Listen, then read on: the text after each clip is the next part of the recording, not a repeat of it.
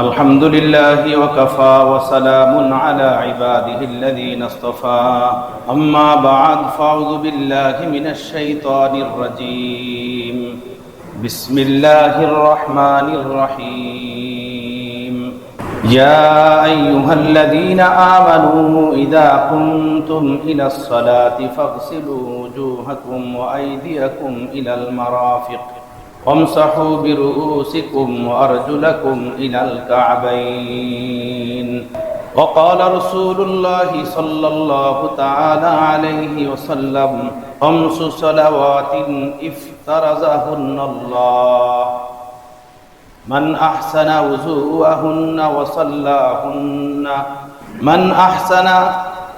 وضوءهن وصلاهن لوقتهن كان على الله عهد أن يغفر الله له ومن لم يفعل فليس على الله عهد إن شاء غفره وإن شاء لم يغفر أو كما قال رسول الله صلى الله تعالى عليه وسلم صدق الله العظيم وصدق رسوله النبي الكريم ونحن على ذلك من الشاهدين والشاكرين নামাজ হলো মুসলমানের সবচেয়ে গুরুত্বপূর্ণ আমল, সবচেয়ে আহাম বন্দেগী নামাজ।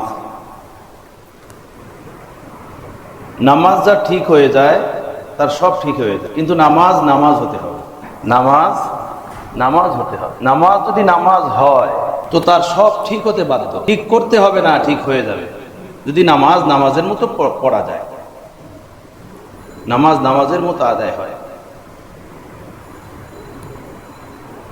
কোরআনে পাকের ভিতরে আল্লাহ ঘোষণা করছেন, যে ব্যক্তি নামাজ পড়বে নামাজ তাকে সমস্ত পাপ থেকে বাঁচিয়ে রাখবে। নামাজি ব্যক্তি পাপ করতে পারে না, কিন্তু আমরা নামাজি, আমাদের জীবনে অসংখ্য পাপ, অগণিত পাপ, কোনো একটা অঙ্গ প্রত্যঙ্গ আজও আমাদের ঠিক হয় না। বয়স বেড়ে যাচ্ছে, আমরা মরার, দুনিয়া থেকে বিদায় নেওয়ার কাছাকাছি বয়সে চলে যাচ্ছি, কিন্তু আমাদের কোনো একটা জিনিসের ইসলাহ সংশোধন হয় না। নামাজ হতে হবে। নামাজের জন্য দরকার পবিত্রতা ছাড়া নামাজ অর্জন হয় না।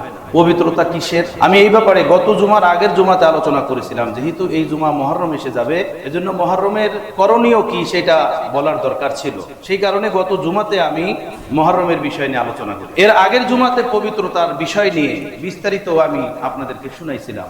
পবিত্রতা কত প্রকার ও কি কি। নামাজের জন্য দরকার পবিত্রতা ছাড়া নামাজ হবে না। লা তুকবালু সালাত বিগাইরি তুহুর। রাসূল পাক সাল্লাল্লাহু আলাইহি সাল্লাম বলেন, পবিত্রতা ছাড়া নামাজ অর্জন হয় না। পবিত্রতা কিসের?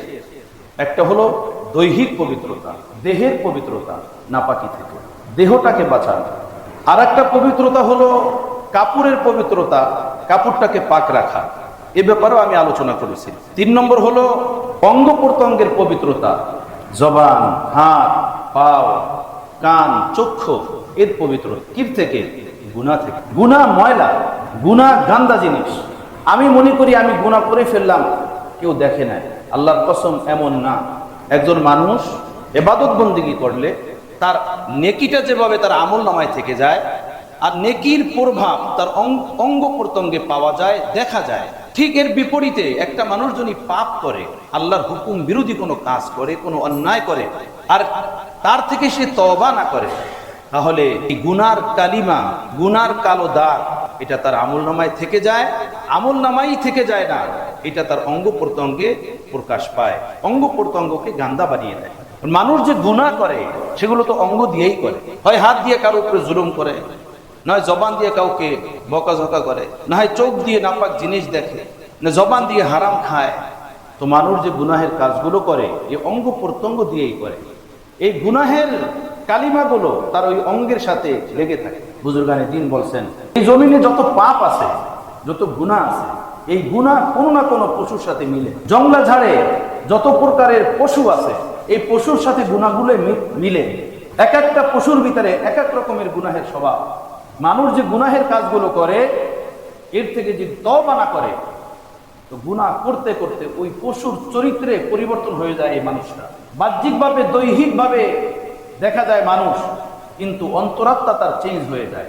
অন্তরাত্মা চেঞ্জ এই জন্য হয় যে প্রিয় রাসূল সাল্লাল্লাহু আলাইহি ওয়াসাল্লাম বনী ইসরাইলের কিছু কওমকে আল্লাহ তাআলা তাদের পাপের কারণে তাদেরকে দুনিয়াতে শাস্তি দিয়েছিলেন, যে তাদের চেহারা পরিবর্তন হয়ে গেছে, গাধা শুয়োর বানর বানিয়ে দিয়েছিলেন তাদেরকে। আল্লাহ নবী দোয়া করছেন আল্লাহর কাছে, হে আল্লাহ, আমার উম্মতের উপর থেকে আপনি আযাব উঠিয়ে নেন, আমার উম্মতের আকৃতি যেন বিকৃত না হয় কোনো পাপের কারণে। আল্লাহ নবী এই দোয়া কবুল করেছেন। মুহাদ্দিসিনে কেরাম বলেন, বাহ্যিক অঙ্গ প্রত্যঙ্গ গুনাহের কারণে কোনো মানুষের যদি পরিবর্তন নাও হয়, কিন্তু গুনাহ করার পরে যদি মানুষ তওবা না করে, তাহলে যে গুনাহটায় সে অভ্যস্ত, ওই গুনাহটা যে পশুর সাথে মিলে তার অন্তরাত্মা ওই পশুর মতো হয়ে যায়। নাউযুবিল্লাহি মিন যালিক। বাহ্যিক সূরত পরিবর্তন হয় না ঠিক, কিন্তু তার অন্তরাত্মা কি হয়ে যায়। এজন্য যারা আহলে মারিফত ওয়ালা মানুষ, আহলে দিল ওয়ালা মানুষ, কোরআন সুন্নাহ মতো নবীর আদর্শ মতো জীবন বানানোওয়ালা মানুষ, তারা তাদের নয়নে এই জিনিসটা দেখতে পায়, তারা দেখতে পায়। তো গুনাহ হলো একটা অন্ধকার, একটা জুলমাত, এটা একটা নাপাকি। কোরআনে পাকের ভিতরে আল্লাহ বলছেন, ওয়াজারু যাহিরুল ইসমি ওয়া বাতিনা, প্রকাশ্য অপ্রকাশ্য সব গুনাহ ছেড়ে দাও। যেটা জহিরি গুনাহ সেটাও ছেড়ে দাও, যেটা বাতিনি গুনাহ সেটাও ছেড়ে দাও। গুনাহ থেকে বাঁচো। গুনাহ হলো গান্দা, গুনাহ হলো নাপাক, গুনাহ হলো ময়লা। তো একটা হলো পবিত্রতা অর্জন করা বাহ্যিক নাপাকি থেকে, আর একটা পবিত্রতা হলো অঙ্গ প্রত্যঙ্গকে পাক রাখা গুনাহ থেকে। আমার জবান দিয়ে কোনো গুনাহ না হয়, আমার চক্ষু নাপাক না হয়, ভিন নারীদের দিকে আমার চক্ষু না ওঠে, টিভি ভিসিআর ফেসবুক ইউটিউবের আড্ডার ভিতরে আমার চক্ষু নষ্ট না হয়, বরবাদ না হয়, চক্ষুকে পাক রাখা। নামাজ তো মুমিনের চোখের শীতল। প্রিয় নবী বলছেন, নামাজ আমার চোখের শীতল। ওই নামাজ যে নামাজের ভিতরে খোদায়ে তাআলার সামনে হাজিরির জজবা থাকে, ইত্তেবায়ে সুন্নাত থাকে, তাকওয়া তাহারাত থাকে। আমার চোখ দুইটা তো এই পরিমাণ নাপাক, আমি থাকি নামাজের সেজদায়, কিন্তু আমার চোখ থাকে টিভির পর্দায়, আমার চোখ থাকে ফেসবুকে, আমার চক্ষু থাকে রাস্তাঘাটে, আমার চোখ এই পরিমাণ গান্দা। মেজু কবি সরবা সজদা হওয়া তো জমি সে আনে লगी সদা, তেরা দিল তো হে সনম আশনা, তুঝে ক্যা মিলেগা নামাজ সে। আল্লামা ইকবাল বলেন, আমি যখন কখনো সেজদায় লুটিয়ে পড়লাম খোদার দুয়ারে, তো মাটি থেকে আওয়াজ আসলো, হে সেজদাকারী নামাজি, তুমি সেজদায় লুটিয়ে পড়ছো মাথা দিয়ে, কিন্তু তোমার দিলটার দিকে তাকিয়ে দেখো, তোমার দিলটা তো নাপাক। দিল পাক করো, দিল পাক করে এখানে আসো, দিল পবিত্র করে সেজদা দাও। দেখো নূর ও তাজাল্লির কোন জাহানে তুমি হারিয়ে যাও, কোন জাহানে তুমি ডুবে যাও। তো একটা হলো পবিত্রতা, অঙ্গ প্রত্যঙ্গকে পাক রাখা গুনাহ থেকে, অঙ্গ প্রত্যঙ্গকে সাফ রাখা আল্লাহ নাফরমানি থেকে। আর এক প্রকারের পবিত্রতা হলো ফিক্রি পবিত্রতা, জিহনি পবিত্রতা, প্ল্যানিং পবিত্রতা। যেমন মাথার ভিতরে দুনিয়াবি অনেক চিন্তা ঘুরতে থাকে, এভাবে মাথার ভিতরে অনেক গুনাহের স্কিম প্ল্যানিংও ঘুরতে থাকে, সেইটা জেহেনে না থাকা। জেহেনটাকে গুনাহের স্কিম প্ল্যানিং থেকে পাক রাখা, সাফ রাখা। ভালো মানুষ যেভাবে ভালো কাজের প্ল্যানিং করে, পাপীরা পাপের কাজের প্ল্যানিং করে। একজন মানুষ নামাজের পরে সে দাওয়াত খেতে যাবে, এখন থেকেই তার মাথার ভিতরে এটার প্ল্যানিং করতেছে, এই করবো সে করবে, এভাবে যাবো এভাবে আসবো। এভাবে গুনাহের প্ল্যানিং জেহেনে না তৈরি করা, জেহেনটাকে ব্রেনটাকে গুনাহের প্ল্যানিং থেকে পাক রাখা, সাফ রাখা। আর এক প্রকার পবিত্রতা হলো দিলটাকে পাক রাখা, হারাম মজা দিলের ভিতরে না নেওয়া। গুনাহের কোনো অতীতের কোনো গুনাহ স্মরণ করে, নগদের কোনো গুনাহ স্মরণ করে, অথবা কোনো গুনাহ করবে, সেই গুনাহটা কিভাবে করবে সেই গুনাহ স্মরণ করে হারাম মজা অন্তরাত্মার ভিতরে ভোগ না করা, অন্তরটাকে পাক রাখা। এই হলো 6 প্রকারের পবিত্রতা। এটা হলো পবিত্রতার একটা ধারা। ব্যাপকভাবে আমাদের এই হালাত যে নামাজে দিল লাগে না, নামাজে মন লাগে না, নামাজে ধ্যান তৈরি হয় না, তাই না বলেন? নামাজে বাজে খেয়াল আসে, নামাজ পড়ি দোকানদারি করতে থাকি, হাট বাজার করতে থাকি, নামাজ পড়ি সব কাম কাজের খেয়াল দিলের ভিতরে আসতে থাকে, এগুলো নিয়ে আমরা নামাজ পড়ি। এই অভিযোগ আমাদের ব্যাপক হয়ে গেছে। এই অভিযোগ, নামাজ এভাবে কেন? এই নামাজ পড়ার আগে আল্লাহ তাআলা কিছু বিষয়ের আদেশ করছেন, সেই বিষয়গুলোকে সেভাবে ধারাবাহিকভাবে করে আসা। এর মধ্যে 1 নম্বর বিষয় হলো এই পবিত্র নামাজ পড়ার জন্য, নামাজ বানানোর জন্য, নামাজ হওয়ার জন্য যে জিনিসগুলো দরকার, যেটা আল্লাহ নির্দেশ দিয়েছেন, এর মধ্যে 1 নম্বর হলো পেশাবের ময়লা, পায়খানার ময়লা, টয়লেটের ময়লা, ড্রেনের ময়লা, এগুলো থেকে যেভাবে পবিত্রতা অর্জন করতে হয়, গুনাহ থেকেও নিজের জীবনটাকে পবিত্র রাখতে হয়। এটা হলো নামাজ। নামাজকে নামাজ বানানোর জন্য 1 নম্বর আমল। পবিত্রতা সুন্দর হয়, সুন্দর থেকে সুন্দর পবিত্র হয়, পবিত্রতা অর্জন হয়। 2 নম্বর হলো উযু। নামাজের জন্য লাগে আর একটা জিনিস উযু। উযুর মতো করা। উযুর ভিতরে ফরজ কয়টা বলেন? 4টা ফরজ। 4টা ফরজ উযুর ভিতরে। 1 নম্বর ফরজ হলো মাথার চুলের গোড়া থেকে নিয়ে এই থুতনির নিচ পর্যন্ত এটাকে সুন্দর, এবং এক কানের লতি থেকে আর এক কানের লতি পর্যন্ত পুরোটা জায়গাকে সুন্দর মতো ধৌত করা। যদি চাপদাড়ি থাকে কারো, ঘন চাপদাড়ি, দাড়ির ভিতর দিয়ে তার চামড়া দেখা যায় না, তাহলে পুরো দাড়ি তার ভিজানের দরকার নাই। দাড়ি কয়টা এভাবে ধরে হাতের কোষের ভিতরে পানি নিয়ে এভাবে দাড়ির গোড়াতে পানি লাগাই দিল। পুরা লম্বা দাড়িগুলো, ঘন দাড়িগুলো তার ভিজানের প্রয়োজন নেই। যার দাড়ি যদি হয় কারো পাতলা দাড়ি, অল্প দাড়ি, দাড়ির নিচ দিয়ে তার গালের চামড়া দেখা যায়, তাহলে পূর্ণাঙ্গ দাড়িগুলো তার ভিজাতে হবে। এভাবে এই দেখেন 2 কানের যে এই পট্টি জায়গাটা, অনেক সময় এই জায়গাটা শুকনো থেকে যায় তাড়াহুড়ার কারণে। এই যে 5টা দেখতেছেন আপনারা, এই যে কানের এই 5 পর্যন্ত ধৌত করা ফরজ। এই পুরোটা অংশ ধুইতে হবে, এর ভিতরে 1 বিন্দু শুকনো থাকতে পারবে না। এটা হলো উযুর ভিতরে 1 নম্বর ফরজ। 2 নম্বর ফরজ হলো 2 হাতের কনুই সহ ধৌত করা, এই পর্যন্ত ধৌত করা। কিন্তু অনেক সময় তাড়াহুড়ার কারণে এই যে গ্যাপ, হাতের এই গ্যাপ দেখতেছেন আপনারা, এই গ্যাপ, এই জায়গাগুলোতে পানি পৌঁছে না। খেয়াল করে পানি পৌঁছাতে হয়। যেভাবে কানের 2 পাশের কথা বললাম, এটা হলো 2 নম্বর ফরজ। 3 নম্বর ফরজ উভয় পাও টাকনু সহ ধৌত করা, টাকনু সহ। এই পায়ের ভিতরে 3 নম্বর হলো মাথা মাসে করা, মাথা মাসে করা। মাথা পূর্ণাঙ্গ মাথা মাসে করা সুন্নাত। মাথার 4 ভাগের 1 ভাগ মাসে করা এটা ফরজ। মাথা মাসে করার নিয়ম হলো এই, হাতে পানি নিয়ে পানিটা ফেলে দিলে, এরপরে এই যে 3 আঙ্গুল, এই 3 আঙ্গুল মাথার কপালের চুলের গোড়াতে এভাবে রাখবে। এভাবে রেখে হাতটাকে টেনে নিয়ে যাবে একদম আর পর্যন্ত, এই 3 আঙ্গুল দিয়ে। এই যে 2টা আঙ্গুল বেঁচে ছিল না, এই 2টা আঙ্গুল এখান থেকে ঘুরে আসবে আবার। এ হলো মাথা মাসা। এই মাথা মাসের সাথে হলো ঘাড় মাসে করা। ঘাড় মাসে করতে হয় হাতের এই পিঠ দিয়ে, 2 হাতের আঙ্গুলের পিঠ দিয়ে এইভাবে।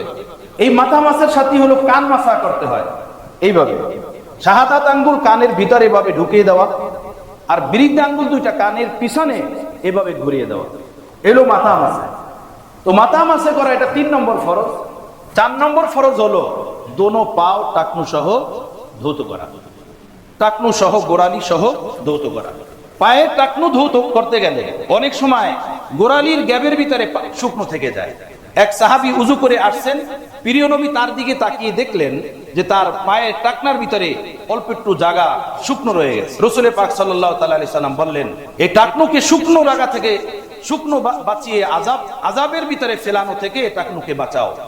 অর্থাৎ মানুষ যখন তাড়াহুড়ার ভিতরে থাকে বা বেখেয়ালে থাকে, তখন পাও ধুইতে গেলে এভাবে দেখা যায় পায়ের টাকনার ভিতরে পানি পৌঁছে না, শুকনো থেকে যায় পানি। এই 4টা হলো উযুর ভিতরে ফরজ। এই 4টা না করলে তো উযুই হবে না। এর সাথে যেগুলো আছে, একটা অঙ্গকে 3 বার ধৌত করা, লাগাতার ধৌত করা, নাকের ভিতরে পানি দেওয়া, মুখের ভিতরে কুলি করা, মেসওয়াক করা, কান মাসে করা, ঘাড় মাসে করা, এগুলো হলো সুন্নাত। এই সুন্নাতগুলোর দ্বারা ফরজ পূর্ণ হয়, কামেল হয়। সুন্নাত আল্লাহ তাআলা এই জন্যই রেখেছেন যাতে ফরজটা পূর্ণ হয়। নামাজের আগে পরে সুন্নাত আছে, নফল আছে। এই আগে পরের সুন্নাত নফল এই জন্য যাতে করে ফরজ নামাজ যেটা সেটা পূর্ণ হয়ে যায়। উযুর ভিতরে, গোসলের ভিতরে যে সুন্নাত হুকুমগুলো আছে, এটা এই জন্য যাতে করে তার উযুর ফরজটা, গোসলের ফরজটা কামেল ভাবে আদায় হয়ে, পূর্ণাঙ্গ ভাবে আদায় হয়ে যায়। তো নামাজের জন্য দ্বিতীয় জিনিস যেটা লাগে, মানে নামাজকে নামাজ বানানোর জন্য, সেটা হলো উযু। রাসূল পাক সাল্লাল্লাহু আলাইহি ওয়াসাল্লাম বলছেন, 5 ওয়াক্ত নামাজ আল্লাহ পাক মানুষের উপরে ফরজ করছে। যে ব্যক্তি এই 5 ওয়াক্ত নামাজ সুন্দর মতো উযু করবে এবং আদায় করবে তার সময় মতো, কানা লাহু আলাল্লাহি আহাদুন আইয়াগফিরাল্লাহু লাহু, আল্লাহ তাআলা ওয়াদা করছেন তার জন্য যেন আল্লাহ কিয়ামতের দিন তাকে maaf করবে। ওয়া মান লাম ইয়াফআল ফালাইসা লাহু আলাল্লাহি আহাদুন ইনশাআ গফারা লাহু ওয়া ইন শাআ আযাবাহু। যে সুন্দর মতো ওযু করবে না, সুন্দর মতো নামাজ পড়বে না, সময় মতো নামাজ আদায় করবে না, তার জন্য আল্লাহ পাকের কাছে কোনো অঙ্গীকারবদ্ধ নাই, কোনো অঙ্গীকারনামা নাই। যদি আল্লাহ চান তাকে মাফ করবেন, আল্লাহ যদি না চান তাকে আযাব দিবেন। তো মান আহসানা উযুআহুন্না, যে উযুকে সুন্দর মতো করবে। উযু সুন্দর কিভাবে হবে? সুন্নত মতো উযু করলে উযু সুন্নত মতো। উযু যার যত সুন্দর হবে তার নামাজ তত সুন্দর হবে। উযুর ভিতরে যত একাগ্রতা আসবে তার নামাজের ভিতরে তত একাগ্রতা পয়দা হবে। এক হাদিসে পাকের ভিতরে আছে, আল্লাহ নবী বলেন, যখন কোনো বান্দা বান্দি উযু করতে থাকে, ফেরেশতারা তার উপরে চাদর ধরে রাখে, রহমতের চাদর দিয়ে তাকে ঢেকে রাখেন। এই ব্যক্তি যদি দুনিয়াবি কোনো কথাবার্তার ভিতরে লিপ্ত হয়, গপসপের ভিতরে লিপ্ত হয়, তো ফেরেশতারা তাদের চাদর ছেড়ে দিয়ে চলে যায়। এভাবে ফেরেশতাদের রহমতের চাদর থেকে সে বঞ্চিত হয়ে যায়। উযু সুন্দর মতো করা। কোরআনে পাকের ভিতরে আল্লাহ তাআলা বলেন, ইযা কুমতুম ইলাস সালাহ ফাগসিলু উজুহাকুম ওয়া আইদিয়াকুম ইলাল মারাফিক ওয়ামসাহু বিরুউসিকুম ওয়া আরজুলাকুম ইলাল কাবাইন। যখন তোমরা নামাজে যাবে তো তোমরা তোমাদের চেহারাকে ধৌত করে নিবে, উভয় হাত কোনই পর্যন্ত ধৌত করে নিবে, মাথা মাসে করে নিবে এবং উভয় পা টাকনু সহ তোমরা ধৌত করে নিবে। এটা কোরআনের হুকুম। উযু সুন্দর মতো করা, এটা হলো নামাজের পূর্বের জিনিস, নামাজকে নামাজ বানানোর জন্য। উযু যার সুন্দর তার নামাজ সুন্দর। উযুকে হাদিসে পাকের ভিতরে সিলাহুল মুমিন বলা হয়েছে। আল উযু সিলাহুল মুমিন। উযু হলো মুমিনের হাতিয়ার। অর্থাৎ যে ব্যক্তি বা উযু থাকবে, শয়তান তাকে ধোঁকা দিতে পারবে না, শয়তান তার দ্বারা পাপ করাইতে পারবে না। বা উযু ব্যক্তির অন্তরে শয়তান ওয়াসওয়াসা দিতে পারে না, গুনাহের খেয়াল ঢালতে পারে না। এজন্য আমাদের বহু বুজুর্গানে দ্বীনের অভ্যাস ছিল যে নিজেরা উযুতে থাকতেন এবং নিজেদের সন্তানদেরকে উযুর সাথে থাকতে তাকিদ। আমাদের এক বুজুর্গ বলেন, হযরত মুজাদ্দিদ আল ফিসানি রাহমাতুল্লাহ আলাইহির বাসাতে গেলাম, ওনার আওলাদরা ছিলেন, তো তার বাসার সামনে মাগরিবের আজানের আগে দেখলাম ছোট ছোট বাচ্চারা খেলাধুলা করতেছে। আজান হয়ে গেল, বাসার সামনে মাদুর বিছিয়ে দেওয়া হলো নামাজের জন্য। তো আমরা নামাজ পড়বো, ছোট ছোট বাচ্চারা 5-6 বছরের ছেলেরা ওরা খেলা রেখে দৌড়ে এসে নামাজে দাঁড়িয়ে গেছে। তো একজন মুরব্বী ডেকে বলে, এই তোমরা উযু করবে না? বলে, না না, আমাদের উযু আছে। আর একজন মুরব্বী বললেন যে আমরা আমাদের বাচ্চাদেরকে ছোট থেকে এটা শিক্ষা দিছি, হামেশা উযুর সাথে থাকবে, তাহলে অনিষ্টতা থেকে, বালা মুসিবত থেকে তোমরা মুক্ত থাকবে। তো আমাদের এই বাচ্চারা সর্বদা উযুর সাথে থাকে। আল উযু সিলাহুল মুমিন। উযু হলো মুমিনের হাতিয়ার, মুমিনের অস্ত্র। অস্ত্রের দ্বারা যেভাবে শত্রুর হাত থেকে বাঁচা যায়, তো উযুকে আল্লাহ নবী অস্ত্র বলছেন মুমিনের। অর্থাৎ মুমিন যদি উযুর সাথে থাকে সুন্দর মতো, তো নফস শয়তানের ধোঁকা থেকে সে বাঁচতে পারবে। নফস শয়তানের ধোঁকা তাকে দিতে পারবে না, নফস শয়তান তাকে ধোঁকা দিতে পারবে না। উযু হলো মুমিনের হাতিয়ার। উযু সুন্দর করা, উযু সুন্নাত মতো করা, উযুর আদব এবং এর যে মুস্তাহাব্বাত আছে সেটা রিয়ায়েত করে উযু করা। মোল্লা জিউন নামে এক বুজুর্গ ছিলেন, বড় আল্লাহর ওলি, বড় আলেমী দ্বীন। তো মোল্লা জিউন রহমতুল্লাহ আলাইহি একদম স্বাভাবিকভাবে ওনার কাজ করতেছিলেন। ওনার যে কাছের ছিল, দুধ ছিল, দুধের দিকে কোনোই উনি ভ্রুক্ষেপ করেন নাই। বাদশার পক্ষ থেকে যে পিয়ন আসছিল তার দিকে উনি কোনো ভ্রুক্ষেপ করেন। তো পিয়নের কাছে এই জিনিসটা বড় খারাপ লাগছে যে আমি বাদশার পক্ষ থেকে পয়গাম নিয়ে আসছি, উনি আমাকে মূল্যায়নই করলো না। উনি নিজের কাজের ভিতরে ব্যস্ত, পড়ানোর ভিতরে ব্যস্ত। উনি বাদশার কাছে গিয়ে মোল্লা জিউন রহমতুল্লাহ আলাইহির বিরুদ্ধে উল্টা পাল্টা বলল যে এ তো দেখছি আপনাকেও কোনো পরোয়া করে না, আমাকে পরোয়া না করা মানে আপনাকে পরোয়া না করা। তো এর যে হাজার হাজার লোকজন ভক্ত, এমন না হয় এই ভক্ত বৃন্দ নিয়ে একদিন আপনার রাজত্বকে দখল করে নেয়, আপনাকে আপনার পথ থেকে বের করে দেয়। একে সাইজ করা দরকার, একে ঠিক করা দরকার। মোল্লা জিউনের এই কথা শুনে বাদশাহ সে তার সৈন্য পাঠিয়েছে মোল্লা জিউনকে গ্রেফতার করার জন্য। বাদশার ছেলে ছিল মোল্লা জিউন রহমতুল্লাহ আলাইহির ঠাগরে। তো উনি লোকের মাধ্যমে খবর পাঠাইছে যে হুজুরকে গিয়া বলো যে আমার বাবা সৈন্য পাঠিয়েছে তাকে গ্রেফতার করার জন্য। তো মোল্লা জিউনের কাছে যখন আসছেন ওই লোক খবর নিয়ে যে বাদশার সৈন্যবাহিনী আসতেছে আপনাকে গ্রেফতার করার জন্য, উনি ওনার শাগরেদদেরকে বললেন, পানি লো, যদি পানি লো, আমি উযু করব, পানি লো। পানি দিছে, উযু করতে বসছে। যখন উযু করতে বসছে না, তো বাদশার ছেলে এই খবর জানতে পেরে যে হুজুর উযু করতে বসছেন, উনি ওনার বাবার কাছে দৌড়ে গেছে, গিয়ে বলছেন, বাবা খবরদার, তোমার তখ্ত তার সব উল্টে যাবে, তোমার সিংহাসন ধ্বংস হয়ে যাবে, বরবাদ হয়ে যাবে। আমার শায়েখ ও উস্তাদ মোল্লা জিউন সে উযু করে পবিত্রতার হাতিয়ার নিজের হাতে নিয়ে নিয়েছে, এখন তোমার কাছে। বাদশা শোনার পরে সৈন্য বাহিনী ডাইকা পাঠাইছেন যে খবরদার মোল্লা জিউনের কাছে যেও না, মোল্লা জিউনের কাছে টিকতে পারবা না। আসলে একটা ঘটনাই না, মূলত বাস্তব বিষয়টাই এরকমই।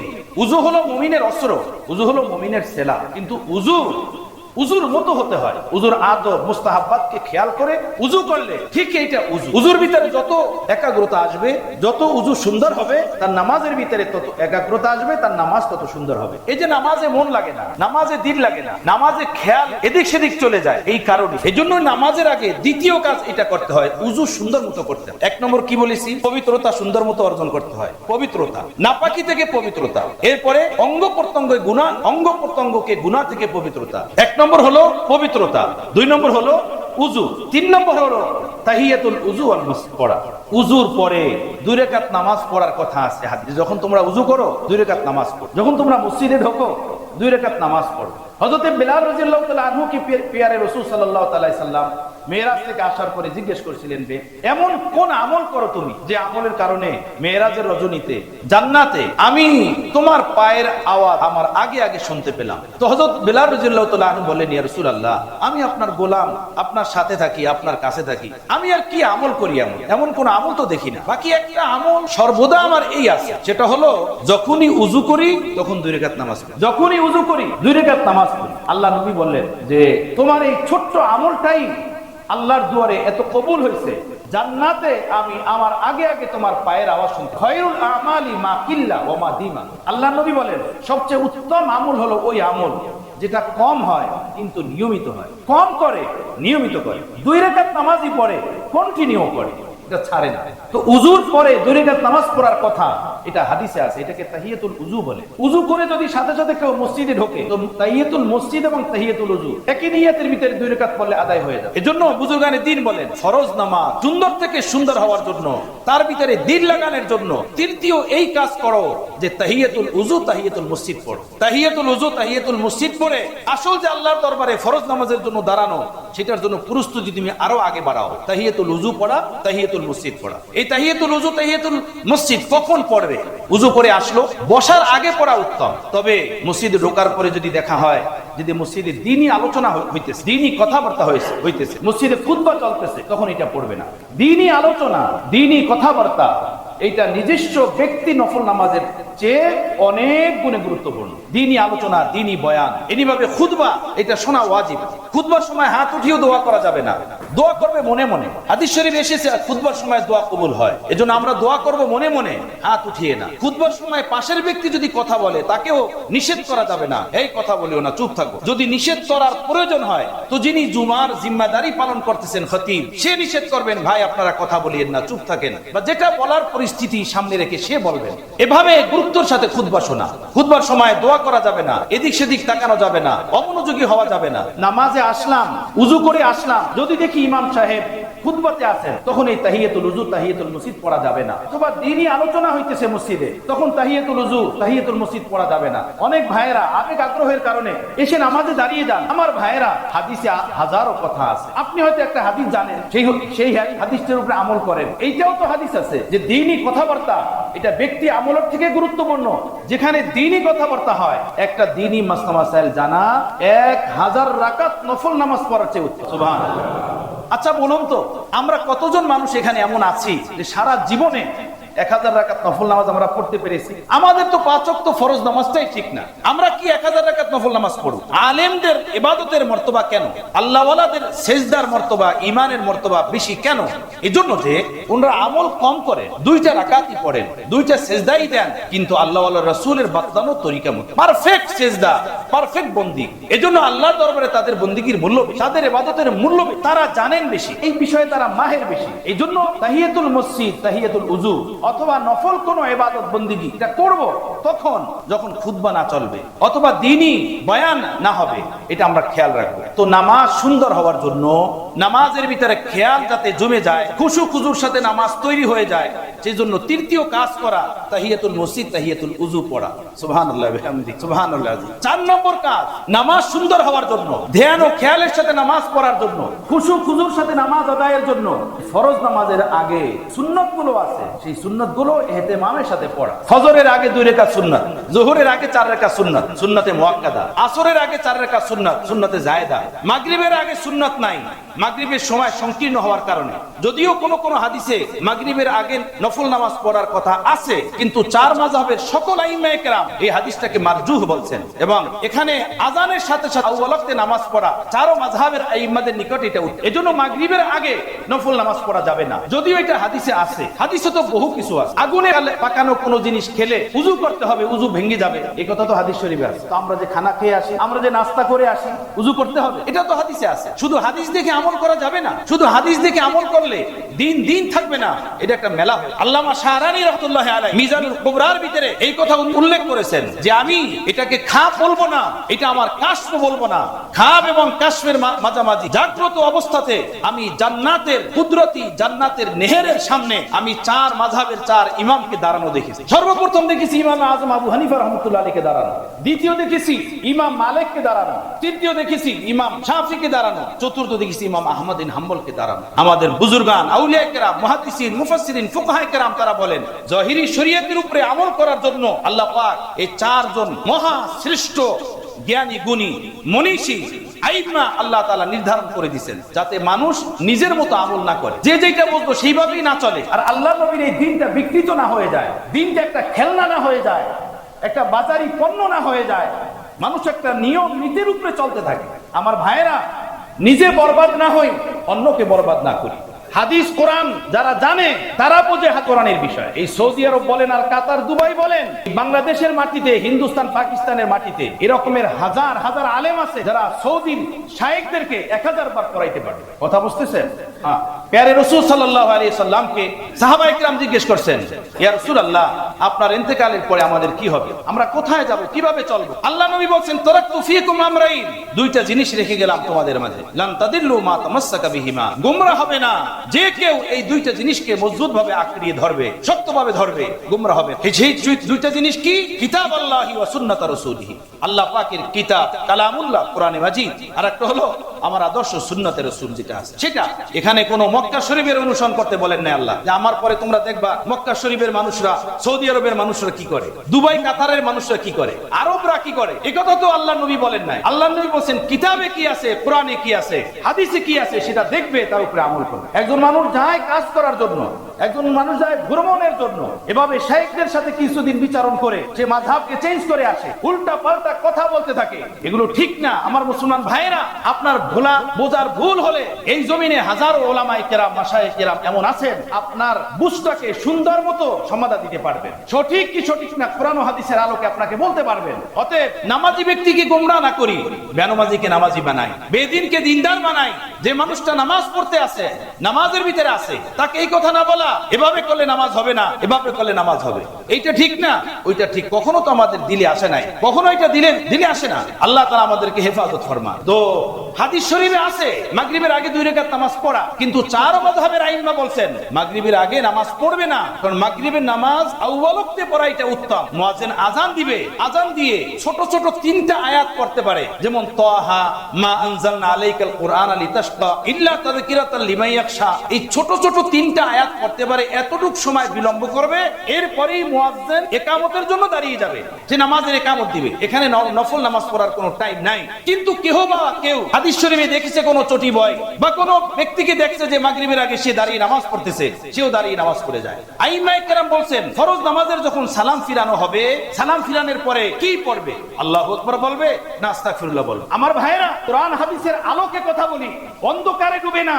কোরআন হাদিসের মজবুত দলিল আমাদের হাতের ভিতরে পাহাড়ের মতো জমা আছে। কথা বুঝতেছেন বন্ধুগণ? চারো আইম্মাদের মাযহাব হলো এই নামাজের পরে আস্তাগফিরুল্লাহ আল্লাহর নবী 3 বার বলতেন, আস্তাগফিরুল্লাহ আস্তাগফিরুল্লাহ আস্তাগফিরুল্লাহ। বুখারী riwayate আল্লাহু আকবারের কথাও আছে। হযরত আবু বকর সিদ্দিক রাদিয়াল্লাহু তাআলা আনহু থেকে riwayat আছে, সেখানে আলহামদুলিল্লাহর কথাও আছে। কারণ হাদিসে তো আস্তাগফিরুল্লাহর কথাও আছে, আলহামদুলিল্লাহর কথাও আছে, আল্লাহু আকবারের কথাও আছে। কোনটা মানবেন আপনি? যার কাছে ভালো লাগে আল্লাহু আকবার, সে আল্লাহু আকবার বলবে। যার কাছে ভালো লাগে আস্তাগফিরুল্লাহ, সে আস্তাগফিরুল্লাহ বলবে। যার কাছে ভালো লাগবে আলহামদুলিল্লাহ, সে আলহামদুলিল্লাহ বলবে। এটা হলো কোন তরিকা? তো আমরা তাকাই, যারা ইসলামের মহামনীষী ছিলেন, আমাদের মতো পুকুরের পুঁটি মাছ না, যারা মহা জ্ঞানে জ্ঞানীমান ছিলেন, ইসলামের জ্ঞান নিয়ে সারা দুনিয়াকে যারা আলোকিত করেছেন তাদের জ্ঞান ভান্ডার দ্বারা, সেই আইমায়ে কেরাম বলেন, চারো মাযহাবের আইমায়ে কেরাম বলেন যে হাদিসে তো আলহামদুলিল্লাহ বলার কথাও আছে, আল্লাহু আকবার বলার কথাও আছে, আস্তাগফিরুল্লাহ বলার কথাও আছে, তবে নামাজের সালাম ফিরানোর পরে আস্তাগফিরুল্লাহ আস্তাগফিরুল্লাহ আস্তাগফিরুল্লাহ এইটা পড়া উত্তম, এইটা পড়া বেশি ভালো। কেন ভালো? হে আল্লাহ, নামাজের মতো এত শ্রেষ্ঠ এক বন্দিগি কই আমি নামাজ পড়লাম, আমার না খেয়াল রইল, আমার না খুশু রইল, আমার কোনো ফিকিরি হইল না, আমি এভাবে দুনিয়াবি খেয়াল নিয়ে নামাজ পড়লাম। আপনার হক আদায় করে বন্দিগি করা এটা তো আমার দ্বারা সম্ভব না। হে আল্লাহ, আমি শুধু হাজিরি দিছি এসে, আমার এটা নামাজই হলো না। তওবা খোদা তওবা, আস্তাগফিরুল্লাহ, আমি কি নামাজ পড়লাম, আমার নামাজ আপনার শান ও মান মতো না, এজন্য আমি তওবা। কথা বুঝতেছেন? সুবহানাল্লাহ। এজন্য আস্তাগফিরুল্লাহ বলাটা উত্তম। তো হাদিসে তো আছে তিনও কথা, আমরা তো অস্বীকার করি না। কিন্তু দেখেন, যারা বড় বড় মানুষ যখন অসুস্থ হয়, তখন কি এলাকার যে ডিসপেন্সারির ঔষধ দোকানের মালিক শুধু এলাকায় ফার্মেসি দিয়ে ঔষধ বেচে, তার কাছে যায় না প্রফেসর দেখায়? বলেন, প্রফেসর দেখায়, অধ্যাপক দেখায়, বিজ্ঞ ব্যক্তি দেখায়, তার রায় নেয়। ইসলাম কি আমার বাবার পৈতৃক সম্পত্তি, আমি যা চাই তা করব, যা চাই তাই বলবো? আমার ভাইরা, আমার বন্ধুরা, আপনারা আমার মুসলমান ভাই, আপনারা আমার জিগারের টুকরা। এভাবে ইসলামকে ছিনিবিনি করা ঠিক না, ইসলাম নিয়ে খেলাধুলা করা ঠিক না। ইসলাম সম্পর্কে কথা বলতে গেলে, কোরআন হাদিস নিয়ে কথা বলতে গেলে অনেক ভেবে চিন্তা করে বলা উচিত। এর জন্য দুনিয়ার সর্বশ্রেষ্ঠ মানুষকে আল্লাহ তাআলা নির্বাচন, প্রিয় রাসূল সাল্লাল্লাহু তাআলা আলাইহি সাল্লাম।